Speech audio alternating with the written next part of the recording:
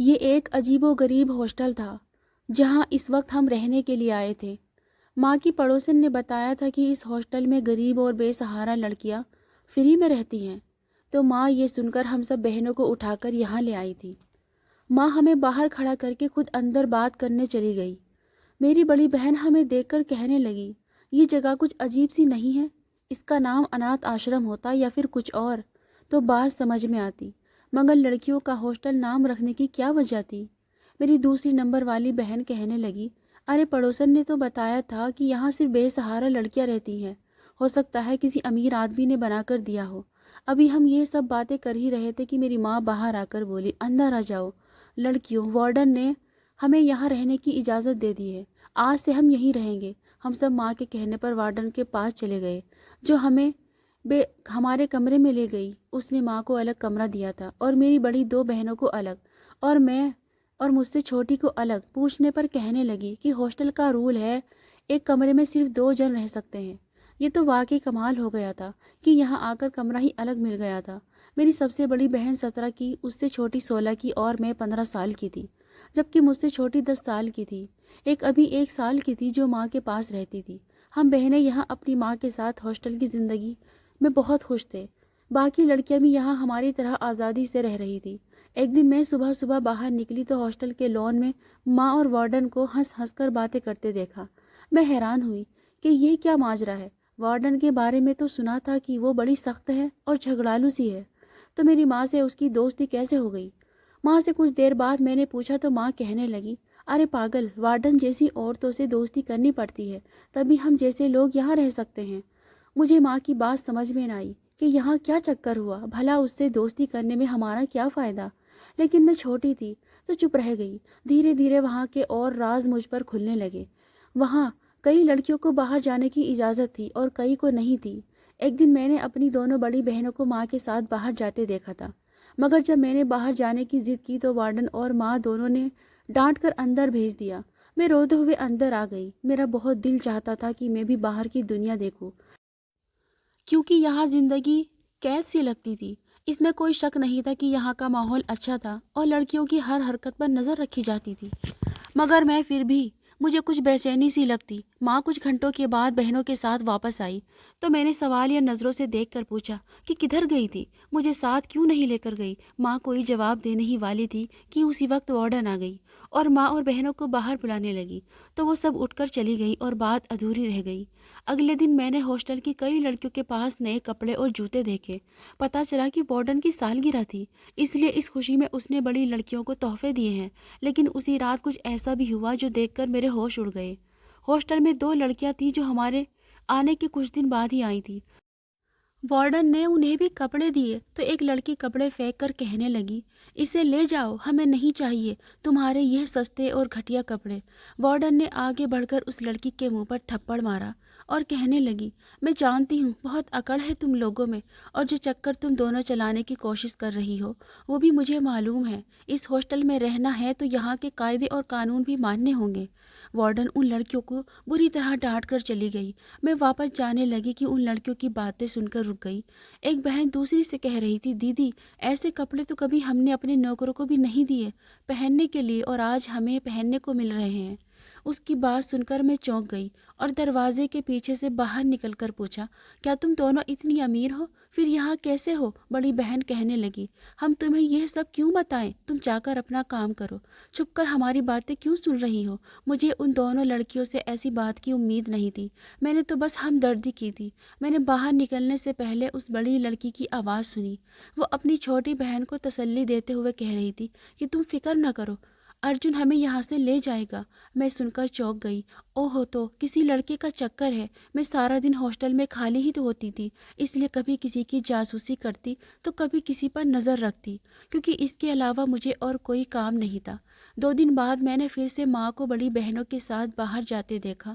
مجھے پچھلی بار بھی وہ ساتھ لے کر نہیں گئی تھی، اس لیے اس بار میں نے بہت ضد کی جانے کی، تو ماں کہنے لگی، ہم گھومنے نہیں جا رہے ہیں، تیرے بابا کو منانے جا رہے ہیں کہ وہ ہمیں گھر واپس آنے کی اجازت دے دے۔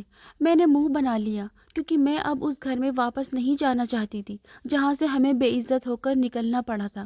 کیا ماں وہ سب بھول گئی تھی جو ہم اس گھر میں سہتے آئے تھے؟ پچھلی باتیں میری آنکھوں میں گھومنے لگی۔ میں اپنے ماں باپ کی تیسری بیٹی تھی۔ جب میں پیدا ہوئی تھی تو بابا کا منہ بن گیا تھا کیونکہ اس کو بیٹے کی امید تھی، بلکہ یہ امید تو اس نے تب سے لگا لی تھی جب ماں پہلی بار پریگنٹ ہوئی تھی، مگر پہلی اور دوسری بار بیٹیاں پیدا ہوئی۔ بابا کو سب نے حوصلہ دیا کہ کوئی بات نہیں، تیسری بار بیٹا ہی پیدا ہوگا، مگر تیسری بار میں پیدا ہو گئی۔ بتانے والے بتاتے ہیں کہ جب میں پیدا ہوئی تھی تو بابا، ماں اور مجھے دونوں کو اسپتال میں اکیلا چھوڑ کر آ گیا اور ماں بیچاری خود ہی شرمندہ ہوتے ہوئے گھر چلی گئی تھی۔ نانی مجھے بتایا کرتی تھی کہ میرے بابا نے پورے 2 مہینے تک میری شکل نہیں دیکھی تھی کیونکہ اسے بہت شوق تھا کہ اسے بیٹا ہو، اور اس نے پکی امید بھی لگا رکھی تھی، اور جب اس کی امید ٹوٹی تو اسے بہت تکلیف ہوئی۔ میری پیدائش سے 5 سال کی عمر تک ماں دوبارہ پریگنٹ ہوئی اور دونوں بار بیٹے تھے، مگر اوپر والے کو شاید کچھ اور ہی منظور تھا۔ ماں کو دونوں بار مس کیریج ہو گیا۔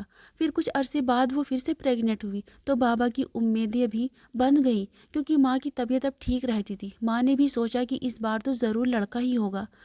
وہ اور بابا دونوں بہت خوش تھے اور بازار سے لڑکوں والے کپڑے اور کھلونے بھی لا کر اکٹھے کرنے شروع کر دیے تھے۔ کچھ الٹرا ساؤنڈ میں بھی ڈاکٹر نے بتایا کہ لڑکا ہے، تو بس تب سے میرے باپ کے پیر زمین پر نہیں ٹک رہے تھے۔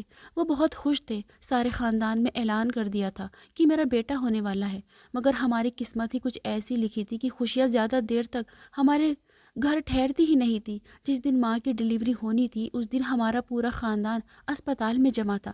بیٹے کی آس بابا کے چہرے کو جگمگا رہی تھی، مگر وہ ہو گیا جس کی امید کسی کو بھی نہیں تھی۔ جب ڈاکٹر نے چوتھی بیٹی بابا کے ہاتھوں میں لا کر تھمائی تو کتنے ہی دیر تک وہ سن اور ساکت کھڑا رہا، جسے یقین کرنے کی کوشش کر رہا ہو۔ پھر ایک دم وہ اسپتال کی نرس پر چلانے لگا کہ انہوں نے اس کا بچہ بدل دیا ہے، اس کے یہاں لڑکا ہوا تھا اور ڈاکٹر نے کسی اور کو اس کا بیٹا دے دیا۔ اسپتال میں اچھا خاصا تماشا لگ چکا تھا۔ بابا بار بار ایک ہی بات کیے جا رہا تھا کہ رپورٹ میں تو لڑکا تھا، اب کیسے لڑکی پیدا ہو گئی۔ بابا کو اتنا غصہ تھا کہ وہ ڈاکٹر پر کیس کرنے کی دھمکی دے رہا تھا، یہاں تک کہ اس نے پولیس کو بھی بلا لیا تھا۔ ڈاکٹر کہنے لگی کہ ہم نے کوئی دھوکہ نہیں کیا، اس کی پتنی کے یہاں لڑکی ہوئی ہے، آپ چاہے تو بچی کا DNA ٹیسٹ کروا لے۔ پولیس والا غور سے بچی کی شکل دیکھنے لگا، پھر ایک نظر بچی کو اور ایک نظر بابا کو دیکھتا اور پھر کہا، جاہل انسان، کسی ٹیسٹ کی ضرورت ہی نہیں، یہ تمہاری ہی بیٹی ہے۔ ان کی شکل دیکھو، کوئی انجان شخص بھی دیکھے گا تو بتا دے گا کہ اس کا باپ کون ہے۔ پولیس والوں کے کہنے پر جب سب رشتہ داروں نے بچی کی شکل دیکھی تو سب چپ رہ گئے، کیونکہ میری وہ بہن ہو بہو بابا کی فوٹو کاپی تھی۔ ہو سکتا ہے الٹرا ساؤنڈ والی ڈاکٹر کو کوئی غلطی لگ گئی ہو، مگر جو بھی تھا، بابا کو اس بار بھی بیٹی ہی ملی تھی۔ چوتھی بیٹی سے ماں کا اپنا دل بہت بری طرح ٹوٹا تھا۔ اس نے بھی رپورٹ سے بہت امیدیں لگا لی تھی، مگر ہوتا تو وہی ہے نا جو اوپر والا چاہتا ہے، تو اوپر والے کو اس بار بھی بیٹی دینا منظور تھا، مگر اس بار کچھ الگ ہوا تھا۔ یہ بیٹی خوش قسمت بن کر آئی تھی۔ جس دن وہ پیدا ہوئی اس دن سے گھر میں خوشیوں کا دور شروع ہو گیا تھا۔ میرے بابا کے کام میں برکت ہونے لگی۔ سب کہتے، تمہاری بیٹی کی برکت کی وجہ سے سب ہوا ہے۔ ہمارے حالات بدلنے لگے، ہم غریب سے امیر ہو گئے۔ بابا کا رویہ بھی بدلنے لگا، وہ ہم سب سے پیار کرنے لگا اور ماں سے بھی اس کا برتاؤ اچھا ہو گیا تھا۔ اب اس نے کبھی بیٹے کی رٹ نہیں لگائی تھی۔ سال گزرنے لگے، لیکن کچھ عرصے سے بابا پھر سے بدلنے لگے، ہم سے چڑھتے اور شکل دیکھنا پسند نہ کرتے۔ جانے انہیں کیا ہو گیا تھا جو اس طرح کے ہو گئے تھے۔ لیٹ گھر آتے اور اگر جلدی آ جاتے تو ماں سے بے وجہ لڑنا شروع کرتے۔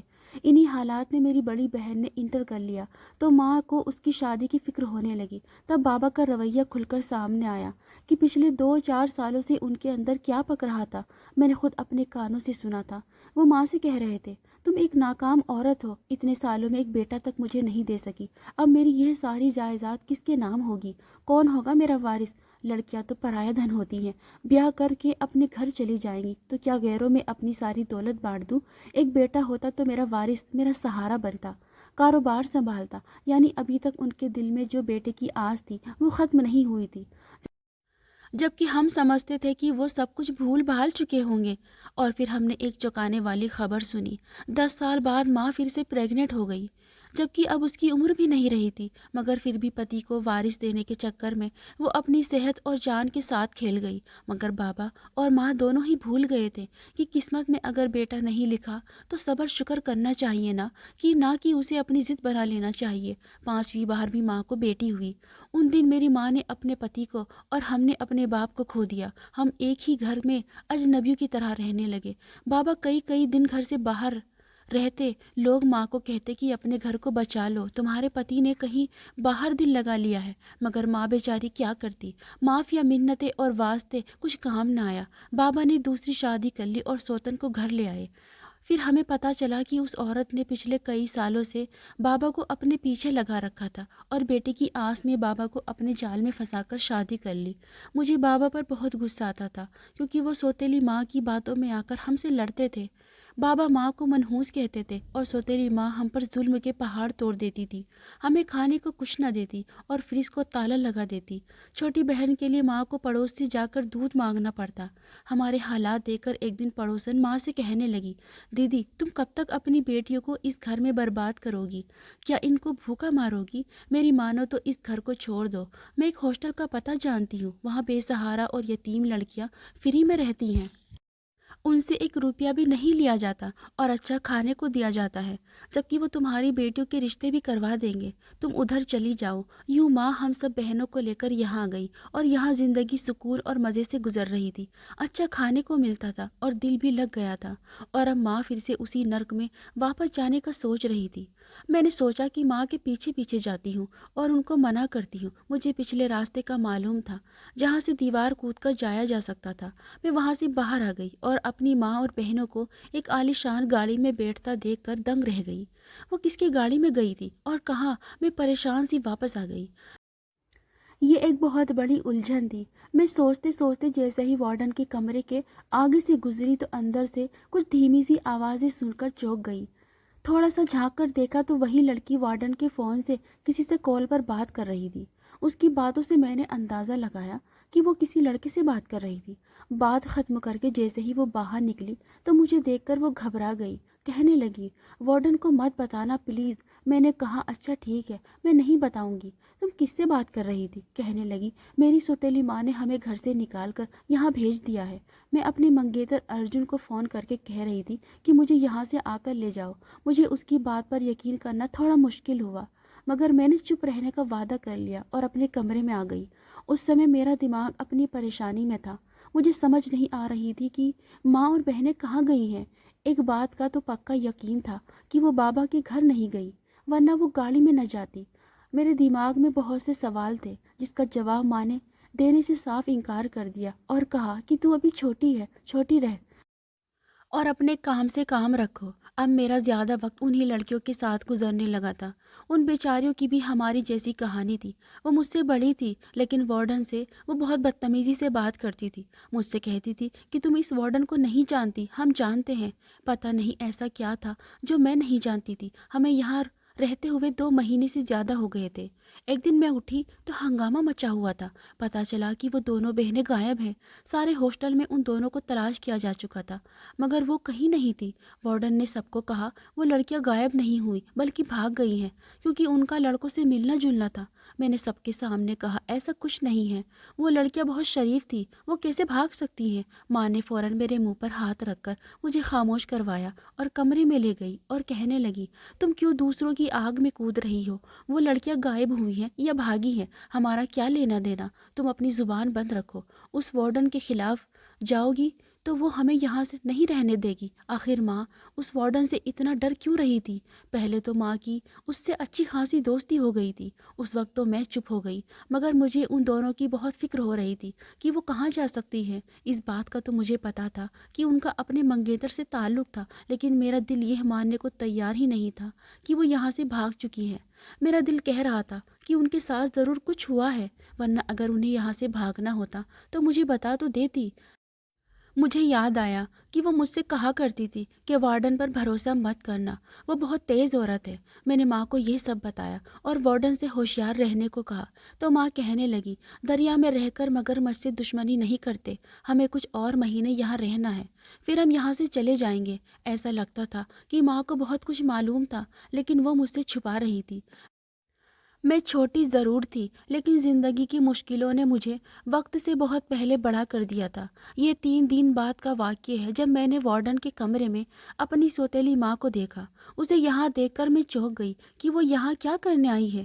وہ وارڈن کو کچھ پیسے دے رہی تھی۔ مجھے ان کی باتیں سمجھ میں نہ آئی کیونکہ وہ بہت دھیرے دھیرے بات کر رہی تھی۔ وہ چلی گئی تو میں بھی الجھتی ہوئی اپنے کمرے میں آ گئی۔ جس دن میں نے اپنی سوتیلی ماں کو یہاں آتے دیکھا تھا، اس سے اگلے دن ہی وارڈن نے میری ماں اور بہنوں کو دوسری منزل پر کمرہ دے دیا اور کہا کہ ضرورت کے بغیر باہر قدم مت رکھنا۔ میں چونک گئی کہ وہ ایسا کیوں کہہ رہی ہے، مگر بہت جلد مجھے اس کی بھی سمجھ آ گئی۔ جب میں نے اپنے باپ کو وارڈن کے کمرے میں جاتے ہوئے دیکھا، میں بھاگ کر کمرے کے دروازے کے پاس کھڑی ہو گئی تاکہ ان کی باتیں سن سکوں۔ بابا اس سے ہمارے بارے میں پوچھ رہے تھے کہ میں نے سنا ہے کہ میری پتنی اور میری بیٹیاں اس ہاسٹل میں ہیں، انہیں بلا دے، میں انہیں لینے آیا ہوں۔ مگر وارڈن نے کہا، اس نام کی کوئی عورت اپنی بیٹیوں کو لے کر یہاں نہیں آئی، کیا پتا وہ کہیں اور ہو، آپ جا کر کسی اور جگہ انہیں تلاش کریں۔ میں حیرت سے سوچنے لگی کہ وارڈن نے جھوٹ کیوں بولا، مگر کچھ دیر بعد ساری کہانی سمجھ میں آ گئی جب اس نے میری سوتیلی ماں کو فون کیا۔ میری سوتیلی ماں یہاں اس لیے اس کو پیسے دینے آئی تھی تاکہ وہ میرے باپ کو بتا نہ سکے کہ ہم یہاں ہیں۔ میں چاہتی تو اپنے باپ کے سامنے آ سکتی تھی، مگر میں نہیں چاہتی تھی کہ ہم پھر سے وہاں چلے جائیں، اس لیے میں نے ماں کو بھی کچھ نہ بتایا اور میں چپ رہی۔ اگر میں ماں کو بتا دیتی تو وہ بابا کے پاس واپس جانے کو تیار ہو جاتی۔ اب وارڈن میری نظروں میں اور بری ہو چکی تھی۔ مجھے سمجھ میں آ گیا تھا کہ وہ ایک لالچی عورت ہے جو پیسوں کے لیے کچھ بھی کر سکتی ہے، مگر دوسری طرف ماں کا برتاؤ بھی عجیب ہوتا جا رہا تھا۔ اب وہ بہنوں کو لے کر باہر نہیں جاتی تھی، بلکہ انہیں کمرے سے ہی باہر نہیں نکلنے دیتی تھی، سائے کی طرح ہمارے ساتھ رہتی۔ ماں کا کمرہ ہم سے الگ تھا۔ ایک بار ایسا ہوا کہ مجھے رات کو نیند نہیں آ رہی تھی تو میں کھڑکی کھول کر باہر دیکھنے لگی۔ وارڈن اور میری ماں سامنے پیڑوں کے جھنڈ کی طرف جا رہی تھی۔ اس طرف جانا منع تھا کیونکہ وہاں کیڑے مکوڑے پائے جاتے تھے، مگر رات کے اس سمے ماں اور وارڈن وہاں کیوں جا رہی تھی؟ اگلی رات میں نے ماں کو اکیلے وہاں جاتے دیکھا۔ سوچا کہ صبح پوچھوں گی کہ یہ سارا کیا ماجرا ہے۔ اسی رات ہم سوئے ہوئے تھے کہ باہر سے اچانک شور اٹھا۔ ہم سب گھبرا کر اپنے کمرے سے باہر نکلے تو سامنے کا منظر دیکھ کر میری جان نکل گئی، کیونکہ وارڈن اور میری ماں کے ساتھ وہاں وہی دونوں لڑکیاں بھی موجود تھیں جن کے بارے میں وارڈن نے اعلان کیا تھا کہ وہ بھاگ گئی ہیں، لیکن وہ یہاں کیسے تھی اور رات کے اس سمے وہ چاروں یہاں کیا کر رہی تھی؟ ماں نے وارڈن کے ہاتھ رسیوں سے باندھ رکھے تھے اور وہ خود کو چھڑانے کی کوشش کر رہی تھی۔ ہاسٹل کی سبھی لڑکیاں باہر آ گئی تھی۔ میں نے ماں سے پوچھا، ماں یہ سب کیا ہے؟ تم نے اس وارڈن کو بندی کیوں بنایا ہوا ہے؟ کیا چل رہا ہے یہ سب؟ ماں کہنے لگی، ابھی یہ سب بتانے کا وقت نہیں ہے، تم پولیس کو فون کرو۔ جلدی سے میں نے ایسا ہی کیا۔ تھوڑی دیر میں میری ماں اور وارڈن اور وہ دونوں بہنیں پولیس کے ساتھ چلی گئی، اور جب وہ واپس آئی تو وارڈن ان کے ساتھ نہیں تھی۔ ماں سب کو بتانے لگی کہ وہ وارڈن اب جیل میں ہے کیونکہ اس ہاسٹل کی آڑ میں وہ بہت غیر قانونی کام کر رہی تھی۔ نوجوان لڑکیوں کو نوکری اور رشتوں کے لالچ دے کر باہر بھیجتی تھی اور امیر لوگوں کے ساتھ ان کا سودا طے کر دیتی تھی، اور جب لڑکیاں منع کرتی تو انہیں بلیک میل کرتی اور بدنام کرنے کی دھمکیاں دیتی۔ ایسے ہی یہ کامیابی سے اپنا دھندا جاری رکھے ہوئے تھی۔ میں جب اپنی بیٹیوں کو لے کر یہاں آئی تھی تو اس نے مجھے بھی اپنے جال میں پھنسانے کی کوشش کی اور میری بیٹیوں کا امیر گھر میں رشتہ کرنے کا لالچ دے کر ہمیں بھی ان لوگوں سے ملواتی، لیکن مجھے نہیں پتا تھا کہ اس کی نیت کیا ہے۔ تو یہ مجھے ان لڑکیوں نے اس دن بتایا کہ میری بیٹیوں کی عزت خطرے میں ہے۔ وارڈن کیونکہ انہیں کہیں بھیجنے والی تھی۔ جس وقت یہ بچیاں مجھے وارڈن کی اصلیت بتا رہی تھی، وہ اسی وقت آ گئی اور ہمیں باتیں کرتے سن لیا۔ اس نے اسی وقت ان دونوں بچوں کو قید کر دیا اور مجھے کہا کہ اگر تم اپنی بچوں کی سلامتی چاہتی ہو کہ وہ ٹھیک رہیں تو چپ رہنا ورنہ انہیں بھی غائب کرنا میرے بائیں ہاتھ کا کھیل ہے۔ میں اپنی بیٹیوں کی عزت کی وجہ سے ڈر گئی اور خاموش ہو گئی، کیونکہ مجھے اب سمجھ آ رہا تھا کہ وارڈن کتنی خطرناک عورت ہے۔ میں اس کی نگرانی میں جا کر ان بچوں کو کھانا کھلا دیتی اور وہ ہم پر کڑی نظر رکھتی۔ اس کے ساتھ ہی ہر پل ہم پر نظر رکھتے تھے، مگر آج وہ سب کسی کام سے باہر گئے تھے۔ کافی دنوں سے میں ان بچوں کو آزاد کرنے کا پلان بنا رہی تھی، کیونکہ میں ان کو قید میں نہیں دیکھ سکتی تھی۔